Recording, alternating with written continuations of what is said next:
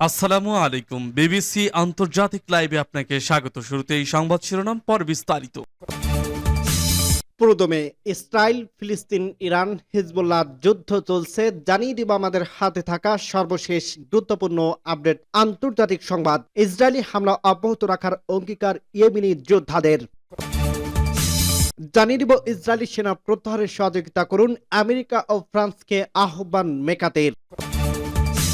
আরো জানিয়ে দিব হুতির নেতৃত্বের শিরোচ্ছেদ করার হুঁশিয়ারি ইসরায়েলের। এবং আরো জানিয়ে দিব উত্তর কোরিয়ার কার্যকলাপে আতঙ্কিত জেলেনস্কি। সর্বশেষ জানিয়ে দিব ইউক্রেনকে আরো অস্ত্র দিচ্ছে জার্মানি। শুনছিলেন সংবাদ শিরোনাম, এরপর বিস্তারিত। তার আগে অনুরোধ থাকবে, ভিডিওটি যদি ভালো লেগে থাকে ভিডিওটিতে একটি লাইক এবং কমেন্ট করে জানিয়ে দিন ভিডিও সম্পর্কে আপনার মূল্যবান মতামত, এবং আরো কমেন্ট করে জানিয়ে দিন ভিডিওটি আপনি কোথা থেকে দেখছেন এবং শুনছেন। ইসরায়েলে হামলা অব্যাহত রাখার অঙ্গীকার ইয়েমেনির যোদ্ধাদের। ইসরায়েলে হামলা অব্যাহত রাখার অঙ্গীকার করছে ইয়েমেনের সশস্ত্র গোষ্ঠী হুতি। তারা বলছে ইসরায়েলের অভিযানের ঘোষণায় যোদ্ধারা ভীত নয়। মঙ্গলবার 24 ডিসেম্বর আল জাজিরার এক প্রতিবেদনে এই তথ্য জানানো হয়েছে। প্রতিবেদনে বলা হয়, বেঞ্জামিন নেতানিয়াহু ইসরায়েলি আইন প্রণেতাদের জানিয়েছে তারা দেশটির সেনাবাহিনীকে ইয়েমেনের হুতি অবকাঠামোর ধ্বংস করার নির্দেশ দিয়েছেন। এরপর হুতি কর্মকর্তারা ইসরায়েলে হামলা চালানোর ঘোষণার অঙ্গীকার করেন। হুতিদের সুপ্রিম পলিটিক্যাল কাউন্সিলের সদস্য হেজাম আল আসাদ এক্স বার্তায় লেখেন, গাজায় আমাদের জনগণের বিরুদ্ধে আগ্রাসন বন্ধ করা না হওয়া পর্যন্ত আমরা থামব না।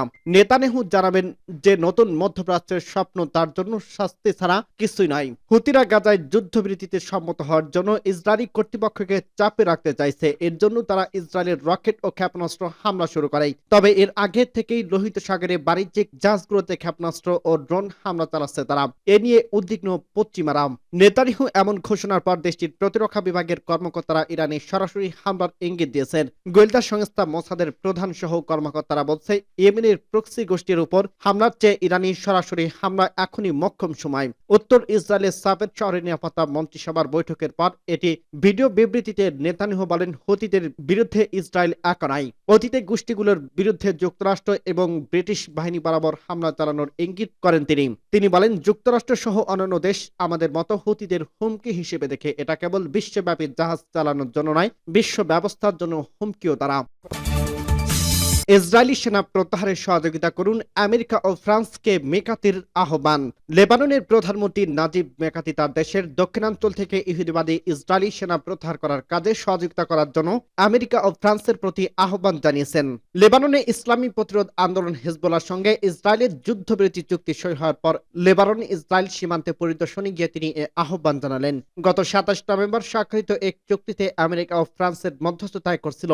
মেকাতি সোমবার দক্ষিণ লেবাননের সীমান্ত শহর খৈয়াম পরিদর্শন করার সময় বলেন, লেবাননের সেনাবাহিনী যাতে তাদের দায়িত্ব পুরোপুরি নিয়োজিত হতে পারে সেজন্য ইসরায়েলি শত্রুকে তার সেনা প্রত্যাহার সহ সব ধরনের আগ্রাসন বন্ধ করতে হবে।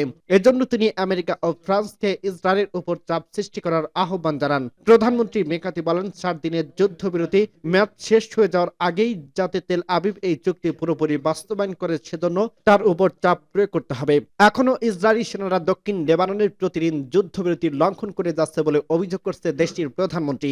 এ ব্যাপারে তিনি আন্তর্জাতিক সমাজের হস্তক্ষেপ কামনা করেন। গত 27 নভেম্বর সকাল থেকে লেবানন হিজবুল্লাহর সঙ্গে ইসরায়েলের যুদ্ধবিরতি চুক্তি বাস্তবায়ন শুরু হয়। চুক্তি অনুসারে 7 দিনের মধ্যে দক্ষিণ লেবানন থেকে সকল সেনা প্রত্যাহার করে নেবে ইহুদিবাদী সরকার। সেই সঙ্গে লেবানন ইসরায়েল সীমান্তবর্তী এলাকায় জাতিসংঘ শান্তিরক্ষীদের পাশাপাশি লেবাননের সেনাবাহিনী মোতায়েন করা হবে। ওই যুদ্ধের চুক্তি অনুযায়ী দক্ষিণ লেবাননে আর কোনো আগ্রাসন চালাবে না প্রতিশ্রুতি দেয় তেল আবিব, কিন্তু তা এখন পর্যন্ত বহুবার লঙ্ঘন করছে এই দখলদার সরকার। সূত্র পার্স টুডে। হুতির নেতৃত্বে শিরোচ্ছেদ করার হুঁশিয়ারি ইসরায়েলের। ইরান সমর্থিত ইয়েমেনের হুতি বিদ্রোহী গোষ্ঠীকে করা হুঁশিয়ারি বার্তা দিয়েছে ইসরায়েল। সোমবার 23 ডিসেম্বর ইসরায়েলের প্রতিরক্ষামন্ত্রী ইসরায়েল কাটস যখন হামাসের রাজনৈতিক নেতা ইসমাইল হানিয়াকে হত্যার কথা স্বীকার করে তখন এই হুঁশিয়ারি বার্তা দেন। খবর বিবিসির। কাটস বলেন, ইসরায়েলের হুতিদের বিরুদ্ধে কঠোর আক্রমণ করবে এবং এর নেতৃত্বে শিরশ্ছেদ করবে। তিনি বলেন, যেমনটি আমরা হানিয়া সিনওয়ার এবং হাসান নাসরুল্লাহকে করছিলাম তেহরান, গাজা এবং লেবাননে, সেটি আমরা করব হোডেইডা এবং সানায়। চলতি বছর নিহত হিজবুল্লাহ এবং হামাস নেতাদের প্রসঙ্গে উল্লেখ করে তিনি বলেন, ইসরায়েলি প্রতিরক্ষা মন্ত্রী বলেন, এখনকার দিনগুলোর হুতি সন্ত্রাসী গোষ্ঠী যখন ইসরায়েলের ক্ষেপণাস্ত্র ছুড়ছে, আমি স্পষ্ট করে তাদের বার্তা দিতে চাই, আমরা হামাসকে পরাজিত করছি, আমরা হিজবুল্লাহকে পরাজিত করছি, আমরা ইরানের প্রতিরক্ষা ব্যবস্থা অন্ধ করে দিয়েছি এবং তাদের উৎপাদন ব্যবস্থা ক্ষতিগ্রস্ত করছি, আমরা সিরিয়ার আসাদ শাসনের পতন ঘটিয়েছি। লেবাননের উত্তর পশ্চিমাঞ্চলে হুতিদের নিয়ন্ত্রণে গত বছরের 7 অক্টোবরে গাজায় ইসরায়েলি সামরিক আগ্রাসন শুরুর পর থেকে তারা লোহিত সাগরে ইসরায়েলি ও আন্তর্জাতিক জাহাজগুলোতে হামলা শুরু করছিল। তারা গাজার যুদ্ধ শেষ না হওয়া পর্যন্ত লড়াই চালিয়ে যাওয়ার ঘোষণা দিয়েছে। গত শনিবারে ইসরায়েলের সামরিক বাহিনী জানিয়েছে, ইয়েমেন থেকে ছোড়া একটি ক্ষেপণাস্ত্র তারা ভূপাতিত করতে পারেনি এবং এটি তেল আবিবের একটি পার্কে আঘাত করছে। উত্তর কোরিয়ার কার্যকলাপে আতঙ্কিত জেলেনস্কি। ইউক্রেন যুদ্ধে রাশিয়ার হয়ে লড়াই করছে উত্তর কোরিয়ার সেনারা। তাদের অগ্রগতি দল ইতিমধ্যে 12 ধরনের অভিযানে অংশ নিয়েছে এবং ঘটছে হতাহতের ঘটনা। এ নিয়ে ইউক্রেন ও পশ্চিমা মিত্রদের উদ্বিগ্নতার মধ্যেই নতুন তথ্য এলো। সেই তথ্যে আতঙ্কিত ইউক্রেনের প্রেসিডেন্ট ভ্লাদিমির জেলেনস্কি। রয়টার্সের প্রতিবেদনে বলা হয়, স্থানীয় সময় সোমবার 23 ডিসেম্বর জেলেনস্কি দাবি করছে, উত্তর কোরিয়া রাশিয়া আর সৈন্য ও সামরিক সরঞ্জাম পাঠাতে পারে, এতে যুদ্ধের তীব্রতা বাড়বে।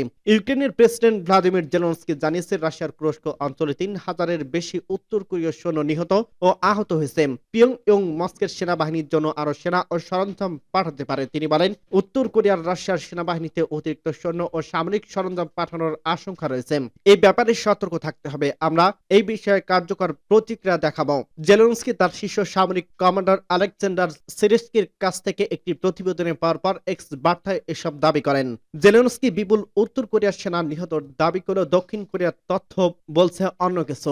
দক্ষিণ কোরিয়ার দাবি, চলতি মাসের শুরুতে রাশিয়ার পক্ষে যুদ্ধ শুরুর পর থেকে কমপক্ষে 100 উত্তর কোরিয়ার সৈন্য নিহত হয়েছে। পার্লামেন্টে দেশটির জাতীয় গোয়েন্দা সংস্থা ব্রিফ করার পর এমপি লি সুং কোয়েন সাংবাদিকদের একথা বলেন। তিনি জানান, আরো 1000 সেনা আহত হয়েছেন, তাদের মধ্যে থেকেও অনেকে মারা যেতে পারে। তিনি বলেন, হতাহতদের মধ্যে উচ্চ পদস্থ কর্মকর্তারা বলেন, সৈন্যদের ভূখণ্ড এবং ড্রোন যুদ্ধের সঙ্গে পরিচিতির অভাবে হতাহতের সংখ্যা বাড়ছে। উত্তর কোরিয়ার হতাহতের প্রথম রিপোর্ট এই সপ্তাহে শুরু করছিল। অক্টোবরের থেকে জানা যায়, উত্তর কোরিয়া রাশিয়ার হয়ে যুদ্ধ শুরু করতে 10,000 সৈন্য পাঠিয়েছে। ইউক্রেনকে আরো অস্ত্র দিচ্ছে জার্মানি। রাশিয়ার ক্ষমতাকে দমাতে ইউক্রেনে আরো অস্ত্র দেওয়ার সিদ্ধান্ত নিয়েছে জার্মানি। সোমবার 23 ডিসেম্বর নতুন অস্ত্র প্যাকেজ ঘোষণা করছে অলাফ শলৎসের দেশ, খবর আনাদোলু এজেন্সির। জার্মানির ঘোষণা অনুযায়ী রাশিয়ার বিরুদ্ধে যুদ্ধে ইউক্রেনকে রক্ষায় বিদ্যমান সহায়তা বাড়াচ্ছে তারা। নতুন অস্ত্র প্যাকেজটি আগের চালানোর সঙ্গে সংযোজিত হবে। এবার পেতে যাওয়া অস্ত্রের মধ্যে রয়েছে 15টি লিওপার্ড 1 এবং 5টি ট্যাঙ্ক, 2টি প্রোপার্ড অ্যান্টি এয়ারক্রাফট ট্যাঙ্ক, একটি শতলিত হাউইটজার, 2টি আইরিস-টি অ্যান্টি এয়ারক্রাফট সিস্টেম এবং 2টি ব্যাটরিড ক্ষেপণাস্ত্র উৎক্ষেপণ ব্যবস্থা। এসব অস্ত্র ইউক্রেনকে যুদ্ধক্ষেত্রে বিশেষ সুবিধা দেবে বলে আশা করা হচ্ছে। ইউক্রেনের বিরুদ্ধে রাশিয়া সম্প্রতি ড্রোন ও ক্ষেপণাস্ত্র হামলা বাড়িয়েছে। প্রায় প্রতিদিন শহরগুলোতে রাশিয়ার ক্ষেপণাস্ত্র আঘাত হানছে। এই পরিস্থিতিতে জার্মান বিমান প্রতিরক্ষা ব্যবস্থা কিয়েভের জন্য অত্যন্ত গুরুত্বপূর্ণ, বা এটিকে আশীর্বাদ বলা চলে। বার্লিনের তথ্য মতে 2023 সালে অতিরিক্ত আইসিটি সিস্টেমের সরবরাহের প্রতিশ্রুতি দেওয়া হয়েছিল। এই প্রতিশ্রুতির বাস্তবায়ন করা হবে। এখন জার্মানি ইউক্রেনকে প্রোপার্ড অ্যান্টি এয়ারক্রাফট ট্যাঙ্কগুলোর জন্য অতিরিক্ত 65,000 রাউন্ড অ্যান্টি এয়ারক্রাফট ট্যাঙ্ক, গোলাবারুদ এবং অন্যান্য অস্ত্রের অতিরিক্ত গোলাবারুদ সরবরাহ করছে। এছাড়া জার্মানি আকাশ থেকে আকাশে নিক্ষেপযোগ্য ক্ষেপণাস্ত্র সরবরাহ করবে। এই যুদ্ধ বিমানকে আকাশেই লক্ষ্যবস্তুতে পরিণত করতে আক্রমণ করতে সক্ষম।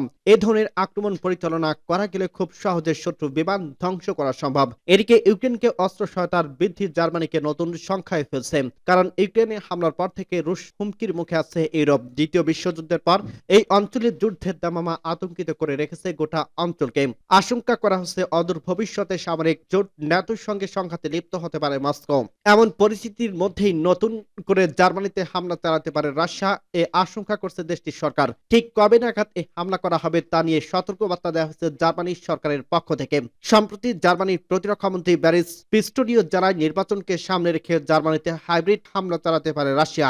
এজন্য দেশের প্রশাসনকে সর্বোচ্চ সতর্ক থাকার পরামর্শ দেন জার্মান এই মন্ত্রী। পিস্টোরিও জানায়, রাশিয়ার সম্ভাব্য হাইব্রিড আক্রমণের জবাব দিতে বার্লিনকে অবশ্যই প্রস্তুত থাকতে হবে।